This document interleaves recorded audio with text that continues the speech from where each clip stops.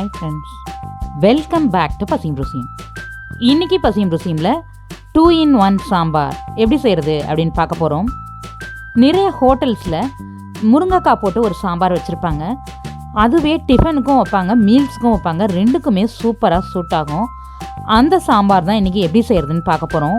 வாங்க ரெசிபிக்குள்ளே போகலாம். குக்கரில் 50 கிராம் பைத்தம்பருப்பு, 50 கிராம் துவரம்பருப்பு எடுத்து களைஞ்சி க்ளீன் பண்ணி அது கூட 3 மடங்கு தண்ணி சேர்த்துக்கணும்.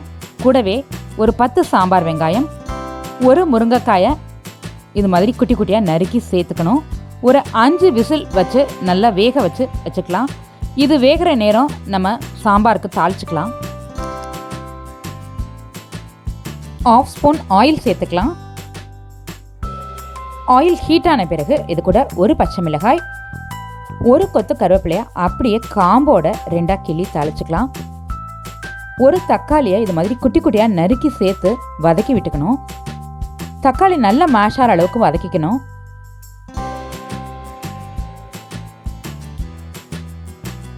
தக்காளி இந்த அளவுக்கு வதங்கின பிறகு இது கூட எப்போதுமே நம்ம புளி சேர்த்துக்கிற மாதிரி புளி சேர்த்துக்கலாம். 4 பேர் சாப்பிட்றதுக்கான சாம்பார் வைக்கிறதுக்கு தேவையான அளவு புளி சேர்த்துருக்கேன் இன்றைக்கி. கூடவே தேவையான அளவு உப்பு, கொஞ்சமாக வெல்லமும் சேர்த்து நல்லா கொதிக்க விட்டுக்கலாம்.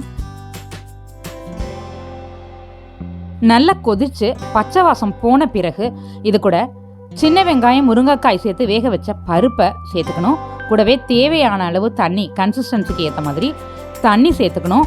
கொஞ்சமாக மஞ்சத்தூளும் சேர்த்து நல்லா கொதிக்க விடணும்.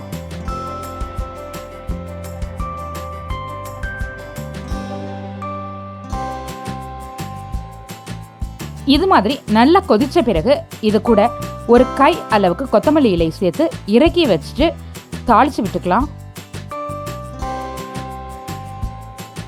1 ஸ்பூன் ஆயில் சேர்த்துக்கலாம்.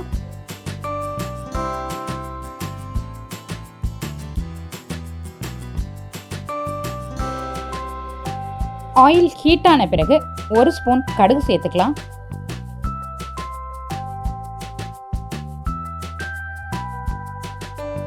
கடுகு நல்லா வெடிச்ச பிறகு ஒரு பெரிய வெங்காயத்தை இந்த மாதிரி கியூபாக கட் பண்ணி சேர்த்துக்கலாம்.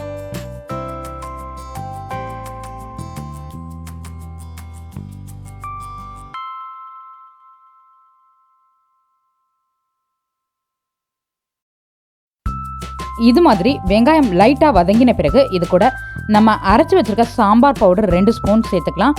கூடவே வாசத்துக்காக பெருங்காயம் சேர்த்துக்கலாம். இந்த சாம்பார் பவுடர் ரெசிபி எஸ்டர்டே வீடியோவில் இருக்குது, டிஸ்கிரிப்ஷன்லையும் லிங்க் கொடுத்துருக்கேன், போய் பாருங்கள்.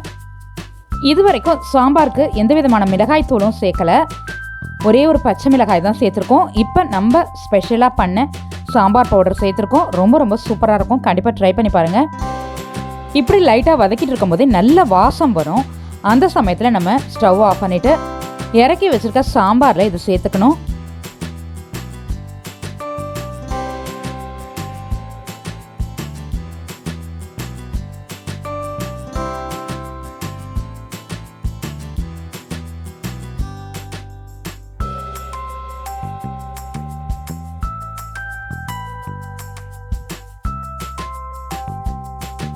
திரும்பவும் சாம்பாரை கொதிக்க வச்சுக்கணும்.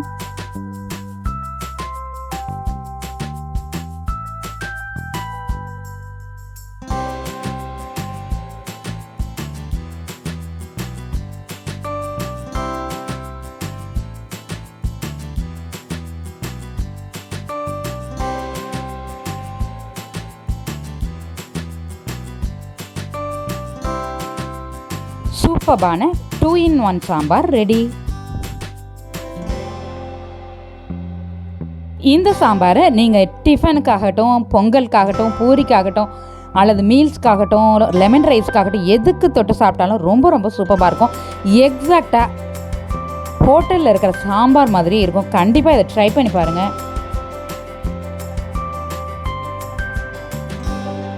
இந்த வீடியோ உங்களுக்கு பிடிச்சிருந்தா லைக் பண்ணுங்கள், ஷேர் பண்ணுங்கள். இந்த வீடியோவுக்கு கீழே உங்களுடைய கருத்துக்களை பதிவிட மறந்துடாதீங்க. வணக்கம்.